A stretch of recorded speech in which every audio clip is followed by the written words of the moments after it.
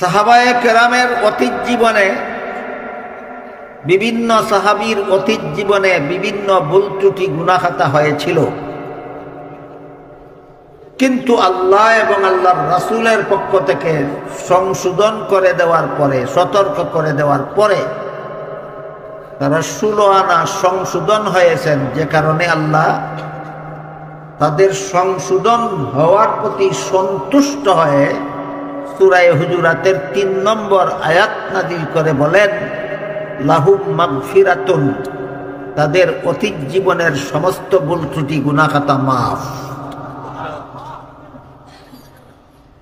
এবার বলেন, আল্লাহর দরবারে যার ভুল ত্রুটি হয়েছিল, আল্লাহর নির্দেশ মতো সংশোধন হয়ে গেলেন, সংশোধন হওয়ার প্রতি সন্তুষ্ট হইয়া আল্লাহ মাফের ঘোষণা দিলেন, এরপরও কি তাকে দোষারোপ করা যায়? এই জন্য সাহাবাগণকে দোষারোপ করা হারাম। আজকে বুঝলেন সাহাবাদেরকে দোষারোপ করা হারাম কেন? ও কারণেই হারাম না যথেষ্ট কারণ আছে? তারা কি অতীত জীবনে দোষ করছিলেন না? তাহলে এখন আমার দোষারোপ করলে হারাম হবে কেন? সংশোধন হয়ে গেছেন, আল্লাহ মাফ করে দিয়েছেন, কোরআনে মাফ করে দেওয়ার ঘোষণা করে ফেলেছেন। কাজেই এখন দোষারোপ করার মানে হইল আল্লাহ সন্তুষ্ট হইলেও আমি সন্তুষ্ট নই। এই জন্য এক হাদিসে রাসূল করিম সাল্লাল্লাহু আলাইহি ওয়াসাল্লাম বলেন, ইযা রাআইতুমুল লাযীনা ইয়াসুব্বুনা আসহাবি ফাকুলু লানাতুল্লাহি আলা শাররিকুম। এর অর্থ হলো, হে আমার উম্মত মুসলমানেরা, তোমরা যদি ওই সমস্ত লোকদের দেখতে পাও যারা আমার সাহাবাদের দোষারোপ করে, তাদেরকে বলে দিও আমার সাহাবাদের প্রতি যারা দোষারোপ করে এদের উপর আল্লাহর লানত। সাহাবাদেরকে দোষারোপ করা আল্লাহর লানত পাওয়ার কাজ। তাই আল্লাহ সূরা হুজুরাতের 3 নম্বর আয়াত নাযিল করে বলেন, ইন্নাল্লাযীনা ইয়াগুদ্দুনা আসওয়াতাহুম ইনদা রাসূলিল্লাহ, নিশ্চয়ই যারা আল্লাহর রাসূলের কাছে গেলে আস্তে কথা বলে। আবার বলুন তারা কারা? এদের ব্যাপারে আল্লাহ বলেন, উলাইকাল্লাযীনা ইমতাহানাল্লাহু কুলুবাহুম লিত্তাকওয়া, এদের অন্তরকে আল্লাহ তাকওয়ার ব্যাপারে পরীক্ষা করেছে। এদের ব্যাপারে আল্লাহ এদের অন্তরকে আল্লাহ পরীক্ষা করেছেন তাকওয়ার ব্যাপারে। এক হাদিসে রাসূল করিম সাল্লাল্লাহু আলাইহি ওয়াসাল্লাম নিজের আঙ্গুলের দ্বারা নিজের সিনার দিকে ইশারা করে বলেছেন, আত-তাকওয়া হাহুনা। তাকওয়া মুমিনের একটা গুণ যেটা মানুষের অন্তরে থাকে। এই আয়াতের এই অংশের ব্যাখ্যাই ওই হাদিস যেখানে আল্লাহ বলেছেন, উলাইকাল্লাযীনা ইমতাহানাল্লাহু কুলুবাহুম লিত্তাকওয়া। তাকওয়া মুমিনের একটা গুণ যা কোথায় থাকে? অন্তরে থাকে। এই তাকওয়া জিনিসটা কি? একবার হযরত উমর ফারুক রাদিয়াল্লাহু তাআলা আনহু হযরত উবাই ইবনে কাব রাদিয়াল্লাহু আনহুকে জিজ্ঞাসা করেছিলেন, তাকওয়া কাকে বলে? উবাই ইবনে কাব উমরের প্রশ্নের সরাসরি জবাব না দিয়া পাল্টা উমরকে জিজ্ঞাসা করলেন, আপনি কি কাঁটাদার গাছে ভরা জঙ্গল দেখেছেন কোনদিন? উমর বলেন, দেখেছি। উবাই বলেন, কাঁটাদার গাছে ভরা জঙ্গল দিয়ে গিয়েছেন কোনদিন? উমর বলেন, গিয়েছি। উবাই জিজ্ঞাসা করেন, যে জঙ্গল কাঁটাদার গাছে ভরা, এমন জঙ্গল দিয়ে গেলেন কিভাবে? উমর বলেন, এমন ভাবে শরীর কাপড় সামলে গিয়েছি যেন আমার গায়ে কোনো কাঁটা না লাগে। তখন উবাই বলেন, এইটার নামই তাকওয়া। এই উদাহরণের মর্ম হইল গোটা দুনিয়াটাই অসংখ্য অগণিত গুনার কাঁটাদার গাছে ভরা একটা জঙ্গলের নাম। দুনিয়াটা একটা জঙ্গলের নাম, যে জঙ্গলের মধ্যে অসংখ্য অগণিত গুনার কাঁটাদার গাছে ভরা। এই গুনার কাঁটাদার গাছে ভরা জঙ্গল দুনিয়ার ভিতর দিয়া প্রতিটি মানুষের জান্নাতে যাওয়ার পর, দুনিয়ার বাইরে দিয়া কেউ জান্নাতে যেতে পারে না। এখনো যারা দুনিয়াতে আসে নাই, ডাইরেক্ট যেতে পারবে জান্নাতে, না দুনিয়াতে এসে যেতে হবে? তাহলে বলেন, মানুষের প্রত্যেকটা মানুষের জান্নাতে যাওয়ার পথ দুনিয়ার বাইরে দিয়া না দুনিয়ার ভিতর দিয়া? এই দুনিয়ার ভিতর দিয়া যে তুমি জান্নাতে যাইবা, এই দুনিয়ার জঙ্গলটা পার হওয়ার সময় যদি কোনো গুনাহ তোমার সাথে কবরে না যায়, তাইলে তুমি তাকওয়াওয়ালা ঈমানদার। তাইলে তাকওয়ার মর্ম দাঁড়াইল গুনাহমুক্ত। গুনাহমুক্ত হওয়ার নাম মুমিনের গুণ। মুমিনের যে গুণটা গুনাহমুক্ত করে তাকে, ওই গুণটাকে কুরআনের ভাষায় তাকওয়া বলা হয়। গুনাহমুক্ত গুণের নাম তাকওয়া। গুনাহমুক্ত গুণের নাম তাকওয়া। কেন?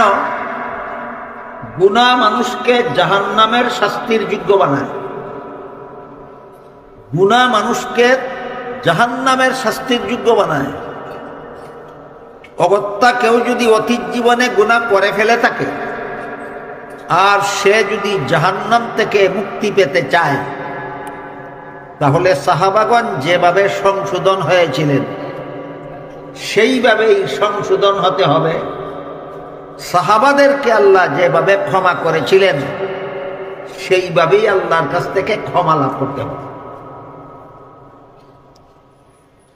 আমার কথাগুলি যদি বুঝা থাকেন, তাহলে বলুন তো, বর্তমান সমাজের মুসলমান কোনো না কোনোভাবে গুনায় লিপ্ত আছে কিনা? গুনায় লিপ্ত থাকার নাম তাকওয়া, না গুনাহ মুক্ত হওয়ার নাম তাকওয়া? গুনাহ হইল জাহান্নামের পথ, আর তাকওয়া হলো জান্নাতের। কথা যদি বুঝেন তাহলে বলেন, জাহান্নামের পথে চলতে চান না জান্নাতের পথে চলতে চান? তাইলে গুনায় লিপ্ত থাকলে জান্নাতের পথে চলা হবে না গুনাহমুক্ত হতে হবে? গুনাহমুক্ত হতে হলে সাহাবাগণ যেভাবে তওবা করে গুনাহ ছেড়ে দিয়েছিলেন, সেইভাবে আমাদেরও তওবা করে গুনাহ ছেড়ে দিতে হবে। তখন আল্লাহ সাহাবাদেরকে যেভাবে মাফ করে দিয়েছিলেন আমাদেরকে সেইভাবেই মাফ করে দেবে। কিন্তু সমস্যা হলো, আমার অভিজ্ঞতা মতে, আমার তদন্ত অনুসারে, আমার যাচাই বাছাই অনুসারে, আমাদের সমাজের মুসলমান ব্যাপকভাবে এমন কতগুলি গুনায় লিপ্ত, যে গুনাহগুলি করতে করতে করতে করতে এখন এটা যে গুনাহ সেই কথা স্মরণই নেই। এখন যে গুনাহ করে আর গুনাহ মনে করে না, গুনাহ মনে না করে গুনাহ করে, এটা গুনাহ মনে করে না। গুনারে যদি গুনাই মনে করে না, তাইলে তওবা করবে না? গুনাহকে গুনাহ মনে করলে তওবা করবে। গুনারে যদি গুনাই মনে করে না, তওবা করবে কোন সময়?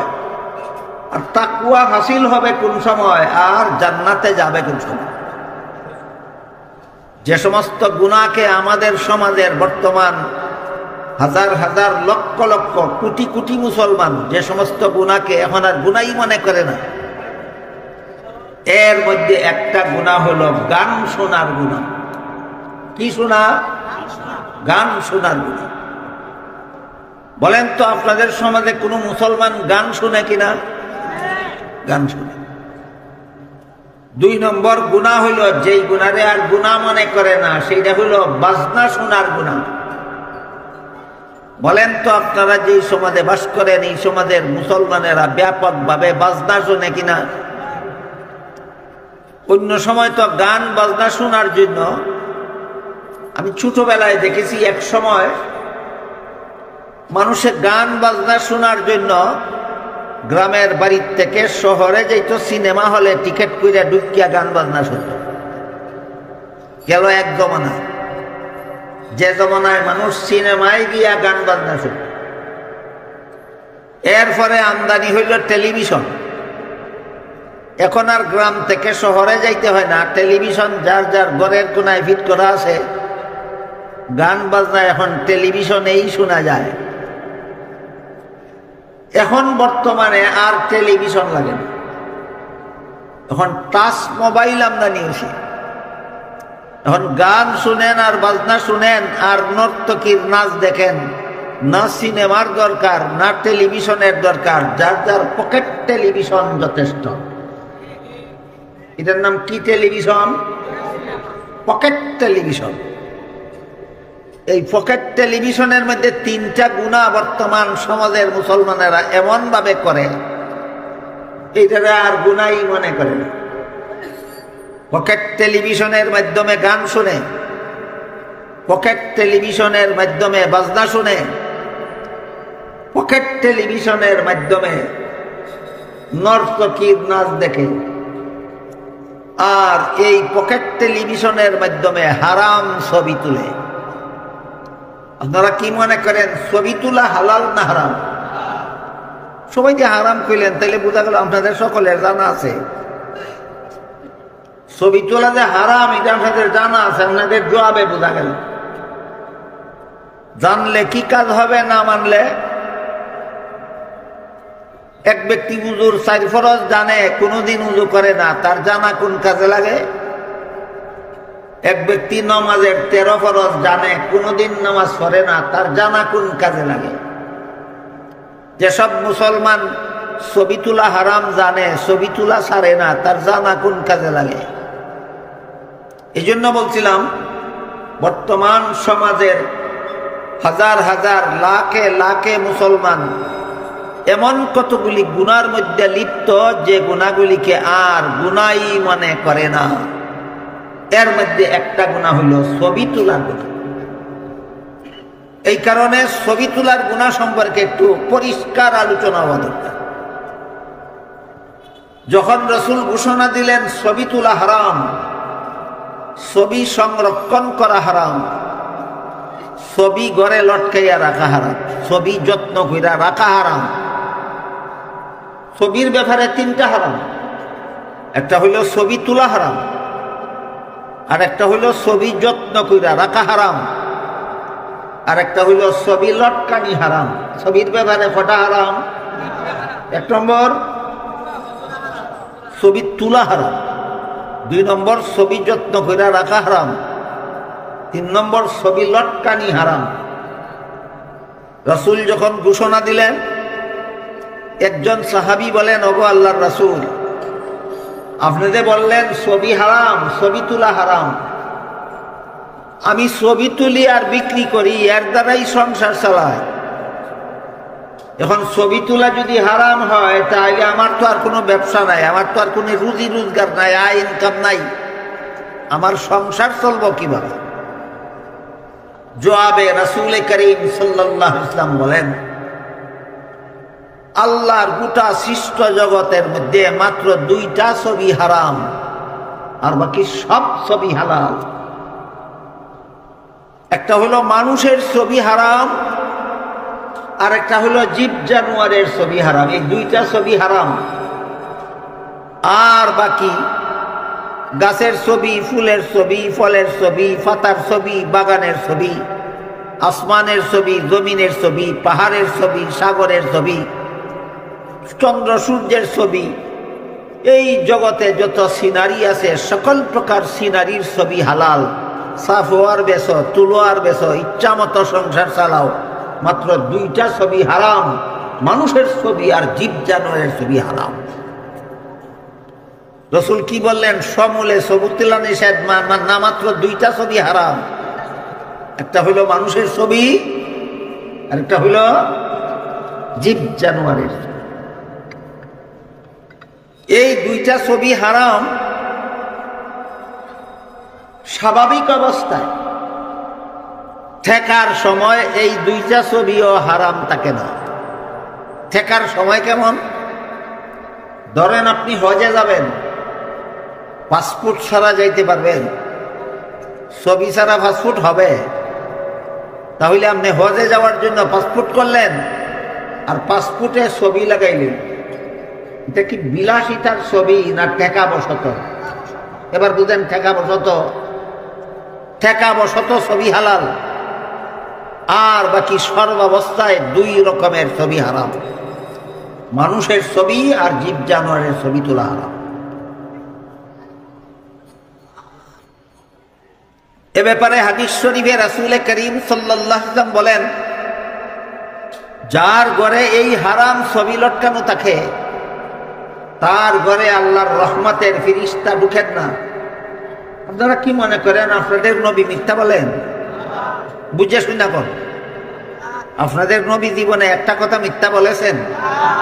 আপনাদের নবী বলেছেন, যার ঘরে কোনো মানুষের ছবি অথবা কোনো জীব জানোয়ারের ছবি লটকানো থাকে তার ঘরে রহমতের ফেরেশতা ঢোকেন না। এই ব্যাপারে নবীর নিজের একটা ঘটনা আছে বড় চমৎকার। নবী একদিন বাজার থেকে ময়ূরের ছবি ছাপা একটা চাদর কিনে নিলেন এবং নিজের ঘরে লটকাইয়া রাখলেন। পরের দিন জিবরিল ফেরেশতা ওহী নিয়ে আসলেন নবীর কাছে। অন্যদিন ওহী নিয়ে আসলে ঘরের ভিতরে যাইতেন নবীর কাছে, এই দিন ওহী নিয়া নবীর ঘরে না গিয়া নবীর ঘরের বাইরে দাঁড়াইয়া রইলেন। নবী জিজ্ঞাসা করেন, জিবরিল, অন্যদিন ওহী নিয়ে আসো আমার ঘরের ভিতরে, আমার কাছে আসো, আজকে ওহী নিয়ে আসলে আমার ঘরের বাইরে দাঁড়াইয়া রইলে কেন? জিবরিল বলেন, আজকে যে ওহী নিয়ে আসছি এই ওহী আমাকে আপনার ঘরে ঢুকতে দেয় না। কোন জিনিসে ঘরে ঢুকতে দেয় না? ওহী। নবী জিজ্ঞাসা করেন, আজকে কি ওহী নিয়ে আসছো? জিবরিল বলেন, আজকে ওহী নিয়ে আসছি যার ঘরে কোনো মানুষের ছবি অথবা কোনো জীব জানোয়ারের ছবি লটকানো থাকবে তার ঘরে আমি জিবরিল এবং আমার অধীনস্থ কোনো রহমতের ফেরেশতা তার ঘরে প্রবেশ করা নিষেধ। এসে দেখি আপনার ঘরে ছবি লটকাই। ওহী নিয়ে আসলাম, যার ঘরে ছবি লটকানো থাকবে তার ঘরে রহমতের ফেরেশতা প্রবেশ নিষেধ। এসে দেখি যার কাছে ওহী লই আইলাম তার ঘরেই ছবি লটকাইল, ময়ূরের ছবি চাপা চাদর আপনার ঘরে লটকাইল।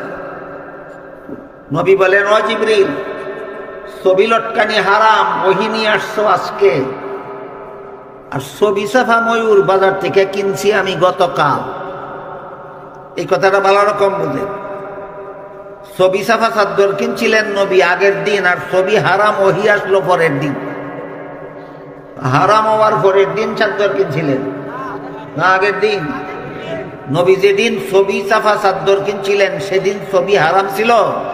হারাম ছিল। আজকে তুমি হারাম ওহী লইয়াছো, কালকে কিনছি চাদর। এখন যে তুমি কও ছবি লটকানি হারাম, তাহলে আমার পয়সার কিনা চাদরটা কি করো? জিবরিল ঘরের বাইরে দাঁড়াইয়া বলেন, চাদরটাকে এমন ভাবে ছিঁড়ে টুকরা টুকরা করেন যেভাবে টুকরা টুকরা করলে ছবির প্রত্যেকটা ছবির কেল্লা যায় এক টুকরায় আর শরীর যায় আর এক টুকরায়। জিবরিলের কথা মতো নবী নিজের পয়সার কিনা চাদরটা এমন ভাবে ছিঁড়ে টুকরা টুকরা করলেন যে প্রত্যেকটা ছবির কেল্লা গেল এক টুকরায় আর শরীর গেল আরেক টুকরায়। তারপর জিবরিল ফেরেশতা মুহাম্মদুর রাসূলুল্লাহর ঘরে প্রবেশ করে বললেন, আজকের থেকে কিয়ামত পর্যন্ত আপনার কোনো উম্মতের ঘরে কোনো ছবি লটকানো থাকলে কোনো রহমতের ফেরেশতা ঢুকবে না। যে ছবি লটকানো থাকলে, যে ছবি ঘরে থাকলে, যে ছবি তুললে রহমতের ফেরেশতা আসে না, এই ছবি কি যেমন তেমন হারাম না মারাত্মক হারাম? মারাত্মক হারাম। এই কথাটা আমি যখন বলি তখন আমাকে অনেকে বলেন, হুজুর, অনেক আলেমরাও তো দেখছি পথে ঘাটে ছবি তুলে, অনেক আলেমদের ঘরেও তো ছবি লটকানো দেখছি আমরা। আমি জবাব দিবার আগে জিজ্ঞাসা করি, আপনারা কি জানেন উযু করার পরে বায়ু ছেড়ে দিলে উযু তাকে নি, কিন্তু আলেমরা যদি উযু করার পরে বায়ু ছেড়ে দেয় তাইলে ভাঙে না। বুঝা শুনা কই, আলিমে যদি উযুর পরে বায়ু ছেড়ে দিলে আলিমের উযু যদি ভাঙ্গে তাহলে বোঝা গেল উযু ভাঙ্গার বায়ুয়ে আলেম মানে না, সারলে উদু ভাঙবই। ঠিক তেমনি ভাবে গুনায় আলেম বোঝে না, ছবি তুললে আলেমেরও গুনাহ হইবই। আমি জিজ্ঞাসা করি, কোন আলেম যদি নিজের গলায় ফাঁস লাগাইয়া মরে, সেই আলিমের অনুসরণে সাধারণ মুসলমানকে গলায় ফাঁস লাগাইয়া মরার জন্য আল্লাহ হুকুম দিছেন না? এই আলিমের অনুসরণ করা যাবে না। কি বুঝেন? একজন আলিম গলায় ফাঁস লাগাইয়া মরছে, হারাম কাজ করছে, তার অনুসরণে আমরাও হারাম কাজ করব? কাজে কোনো আলেম যদি পথে ঘাটে হারাম ছবি তুলে, তার অনুসরণে আমরাও হারাম কাজ করব? এই মৌলবীরে ইচ্ছা মতো জাহান্নামে যাইতে দেন, নিজেকে জাহান্নাম থেকে বাঁচান। যে মৌলবী পথে ঘাটে বিলাসিতার ছবি তুলে হারাম জাহান্নামের পথে চলে, এই মৌলবীরে ইচ্ছা মতো জাহান্নামে যাইতে দেন, আপনি নিজেকে জাহান্নাম থেকে বাঁচান। এই মৌলবীর অনুসরণ বন্ধ করুন।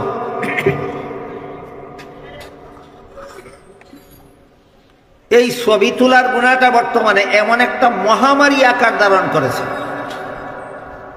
এক সময় স্কুল কলেজের ছাত্ররা পথে ঘাটে ছবি তুলত, টাচ মোবাইল বেরিয়েছে পরে সাধারণ মানুষও পথে ঘাটে ছবি তুলে। এখন দেখা যায় মৌলবীরাও পথে ঘাটে ছবি তুলে। তোমার মধ্যে আর জাহিলের মধ্যে পার্থক্য কোথায়? এই জন্য হাদিস শরীফে রাসূল করিম সাল্লাল্লাহু আলাইহি ওয়াসাল্লাম আলেমকে দুই শ্রেণীতে বিভক্ত বলেছেন। একদল আলেম হইল হক্কানি শব্দ বলে থাকেন আপনারা, এটা কুরআনের ভাষা। বাংলা ভাষায় তার অর্থ হইল সঠিকপন্থী।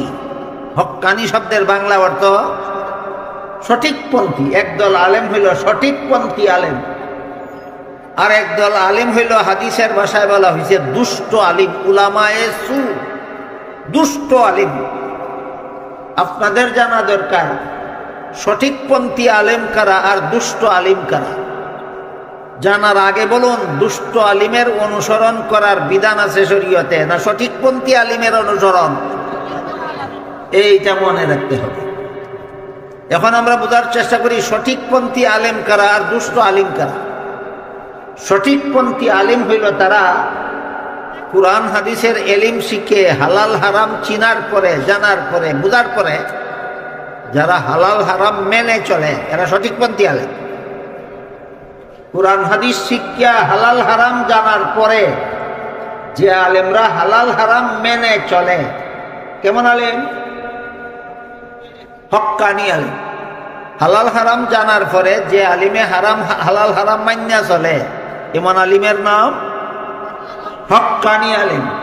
এমন আলিমের অনুসরণ করবে সমস্ত মুসলমান, শরীয়তের নির্দেশ। যে আলিম কুরআন হাদিস শিক্ষা হালাল হারাম জানার পরেও হালাল হারাম মান্যা চলে না, বলুন এটা হক্কানি আলিম না দুষ্ট আলিম? হাদিস শরীফে রাসূল করিম সাল্লাল্লাহু আলাইহি ওয়াসাল্লাম বলেন, উলামাউহুম শাররু মান তাহতা আদিনিস সামা মিনহুম তাখরুজুল ফিতনাতু ওয়া ইলাইহিম তাউদ। আসমানের নিচে জমিনের উপরে যত দুষ্ট আছে, সকল দুষ্টের মধ্যে নিকৃষ্টতম দুষ্ট হইল যে সমস্ত আলেম দুষ্ট হয়। অন্য দুষ্ট জঘন্য দুষ্ট না, রাসূল বলেন আলিম দুষ্ট জঘন্য দুষ্ট। এবার বলেন দুষ্ট আলিম কারে কয়? যে হালাল হারাম মান্যা চলে, না হালাল হারাম অমান্য কইরা চলে? এই আলিমের অনুসরণ করা পাবলিকের দায়িত্ব নয়, অনুসরণ করা হারাম। দুষ্ট আলিমের অনুসরণ করা হারাম। জনসাধারণ মুসলমান হক্কানি আলিমদের অনুসরণ করা ওয়াজিব। যে আলিম হালাল হারাম মান্যা চলে, আমি আলিম না হইলে ওই আলিমের অনুসরণ করবো, এটা আমার জন্য ওয়াজিব। যে আলিম নিজেই হালাল হারাম মান্যা চলে না, সে আলিমের অনুসরণ করা আমার জন্য ওয়াজিব না হারাম? দুই রকম আলেমের দুই রকম বিধান, এটা আমাদের সকলের জানা থাকতে হবে।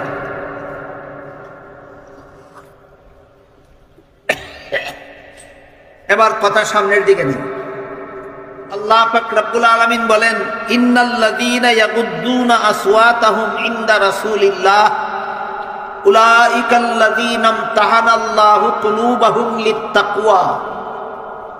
যে সমস্ত সাহাবায়ে কেরাম রাসূলের কাছে দরবারে গেলে আস্তে কথা বলতেন, এদের সংশোধন হওয়ার প্রতি সন্তুষ্ট হইয়া আল্লাহ বলেন এদের অতীত জীবনের সমস্ত গুনাহ আমি মাফ করে দিলাম। কেন মাফ করে দিলাম? এদের অন্তরে তাকওয়া হাসিল হয়েছে। এরা অতীতে গুনার পথে ছিল, বর্তমানে গুনার পথ থেকে ফিরে এসেছে। গুনার পথ থেকে বিরত থাকার নাম, গুনার থেকে বিরত থাকার নাম তাকওয়া। গুনার থেকে বিরত থাকার নাম তাকওয়া। এরা আল্লাহ বলেন এদের অন্তরকে আমি তাকওয়ার ব্যাপারে পরীক্ষা করেছি, এরা আল্লাহর পরীক্ষায় পাস। ঠিক তেমনি ভাবে কিয়ামত পর্যন্ত যে সমস্ত ছাত্ররা মাদ্রাসায় কোরআন হাদিস শিখবে, এরা যদি গুনার পথ ছেড়ে দিয়ে তাকওয়া হাসিল করে, সাহাবায়ে কেরাম যেভাবে আল্লাহর পরীক্ষায় পাস, এই সমস্ত মাদ্রাসার ছাত্ররাও সেইভাবে আল্লাহর পরীক্ষায় পাস। বলেন মাদ্রাসার ছাত্ররা গুনায় লিপ্ত থাকলে আল্লাহর পরীক্ষায় পাস, না গুনাহ মুক্ত হইলে আল্লাহর পরীক্ষায় পাস? এই রকম মাদ্রাসার ছাত্র কাম্য। মাদ্রাসায় কোরআন হাদিস কেন পড়ো? গুনাহমুক্ত জীবন গড়ার জন্য। বলুন, মাদ্রাসায় ছাত্র কেন পড়ে? গুনাহমুক্ত জীবন গড়ার জন্য। কেন পড়ে? গুনাহমুক্ত জীবন গড়ার জন্য। এরপরে কথা হলো মাদ্রাসায় ছাত্র পড়ে গুনাহমুক্ত জীবন গড়ার জন্য। আপনারা মাদ্রাসার ওয়াজ মাহফিলে কেন আসেন? এটার জবাব এখান থেকেই জেনে যাওয়া দরকার। আল্লাহ পাক রব্বুল আলামিন মাদ্রাসা পড়ুয়া আলেমদের দুইটা দায়িত্ব কোরআনে চিহ্নিত করে দিয়েছেন। একটা দায়িত্ব হলো ছাত্রদেরকে কোরআন হাদিস শিক্ষা দিয়া সুযোগ্য আলেম বানাও। আর একটা দায়িত্ব হলো যারা মাদ্রাসার ছাত্র না, এদেরকে গুনাহমুক্ত জীবন যাপন শিক্ষা দাও। আমার কথা বুঝে থাকলে বলেন, মাদ্রাসা পড়ুয়া আলেমদের দায়িত্ব আল্লাহ কোরআনে কটা চিহ্নিত করে দিয়েছেন? দুইটা। একটা হলো মাদ্রাসার ছাত্ররে কোরআন হাদিস শিখাইয়া সুযোগ্য আলেম বানাও, আর একটা হলো যারা মাদ্রাসার ছাত্র না, এদেরকে গুনাহমুক্ত জীবন যাপন শিক্ষা দাও। আপনার আর কি গুনাহমুক্ত জীবনের দরকার, না শুধু মাদ্রাসার ছাত্রদের? শুধু মাদ্রাসার ছাত্রদের জাহান্নাম থেকে বাঁচা দরকার, না সব মুসলমানের? শুধু মাদ্রাসার ছাত্রদের জান্নাতে যাওয়া দরকার, না সব মুসলমানের?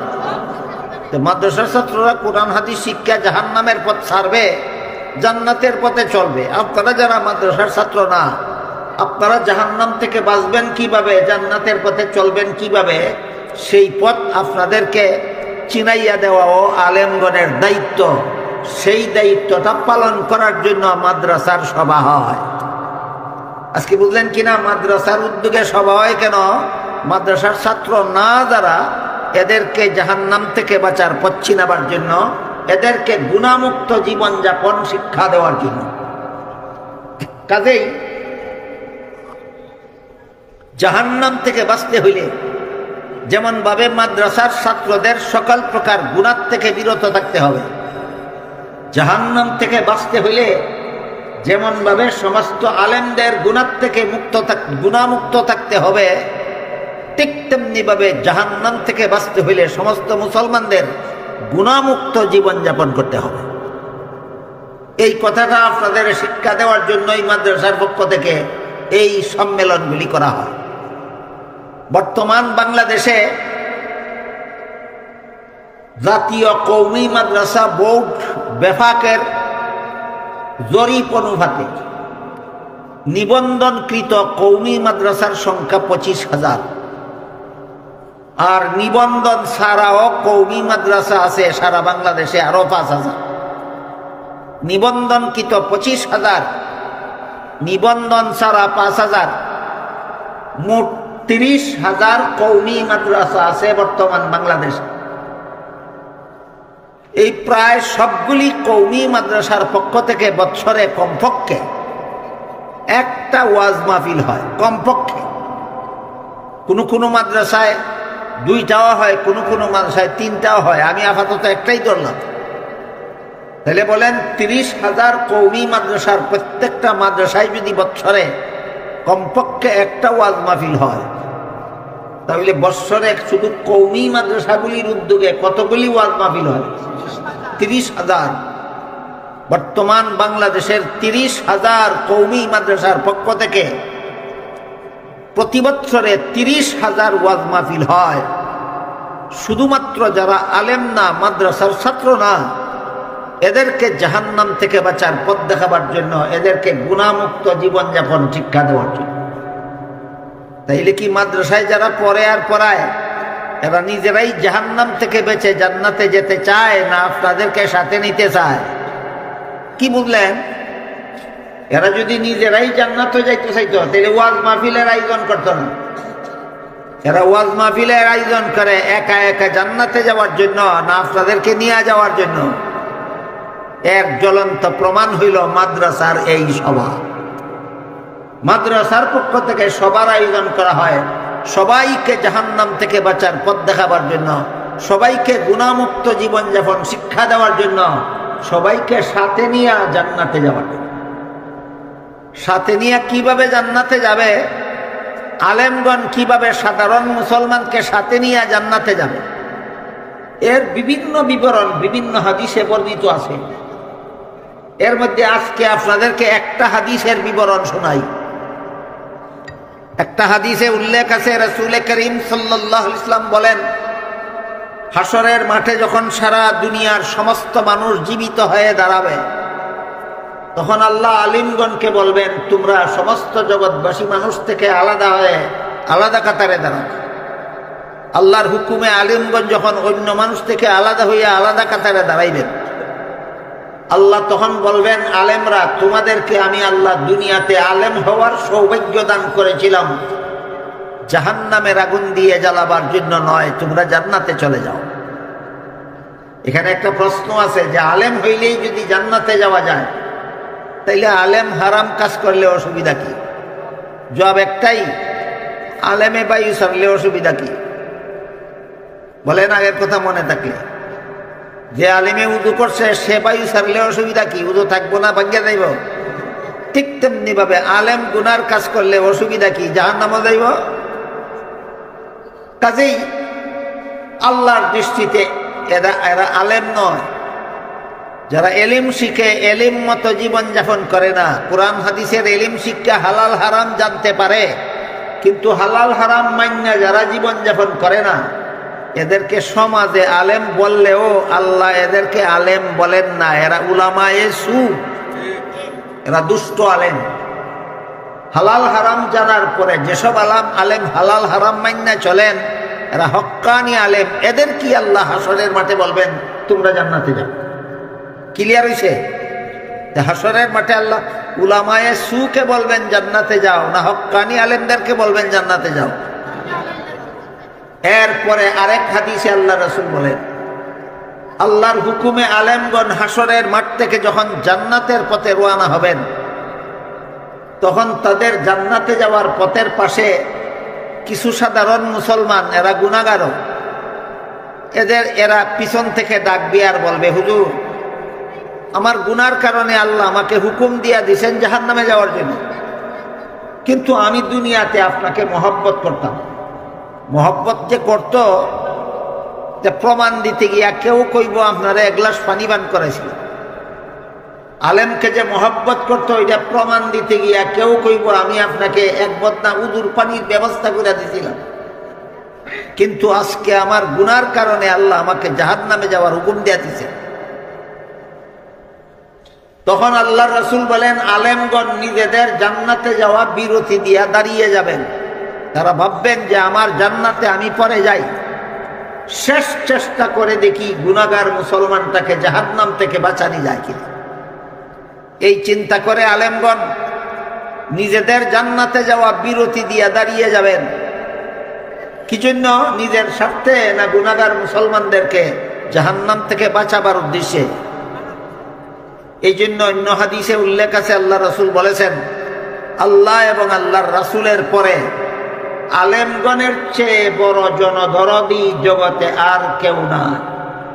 আল্লাহ এবং আল্লাহ রাসূলের পরে আলেমগণের চেয়ে বড় জনদরদি জগতে আর কেউ নাই। কিন্তু আমাদের সমাজে দেখা যায় আলেমদেরকে নানাভাবে গালিগালাজ করে, আলেমদেরকে নানাভাবে নিন্দা করে, তিরস্কার করে। আলেমদের নানাভাবে আলেমদের মিথ্যা বদনাম রটায়। এরাই নির্বাচনের সময় যখন পোস্টার ছাপায় তখন এদের নামে লেখে জনদরদি। আল্লাহ রসুল বলেন আলেমের চেয়ে বড় জনদরদি নেই। আর তুমি আলিমরে গালাগালি কিরা জনদরদি হইছ না, বন্ড জনদরদি।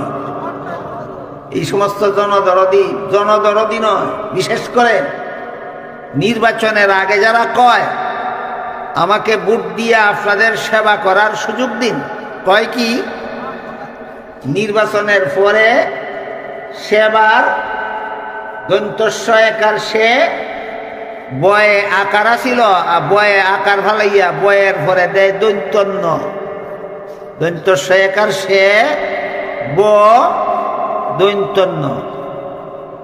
নির্বাচনের আগের নাম সেবা আর নির্বাচনের পরের নাম সেবন।